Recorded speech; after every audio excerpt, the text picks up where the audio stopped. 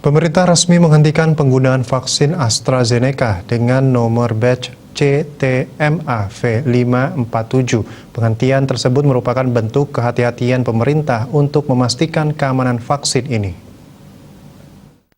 Juru bicara Satgas Penanganan COVID-19 Profesor Wiku Adhisa Smito menjelaskan, selama penghentian ini Badan Pengawas Obat dan Makanan akan melakukan pengujian toksisitas dan sterilitas untuk memastikan keamanan vaksin. Terkait vaksin ini, Wiku menegaskan bahwa tidak semua batch vaksin AstraZeneca yang dihentikan penggunaannya. Vaksin AstraZeneca dari batch lain saat ini masih digunakan dalam program vaksinasi, terutama bagi masyarakat yang baru 1 kali menerima dosis vaksin. Hal ini demi mencapai kekebalan individu yang sempurna dengan dosis vaksin kedua. Bahkan saat ini sudah ada studi yang menyatakan bahwa menggunakan vaksin berbeda dapat dilakukan. Namun sejauh ini di Indonesia belum ada rencana untuk melakukannya.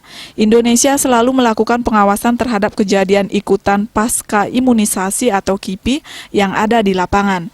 Masyarakat perlu memahami bahwa vaksinasi COVID-19 tidak bisa mengurangi peluang sakit atau kematian akibat faktor lainnya yang dimungkinkan sudah dimiliki sebelumnya oleh penerima vaksin.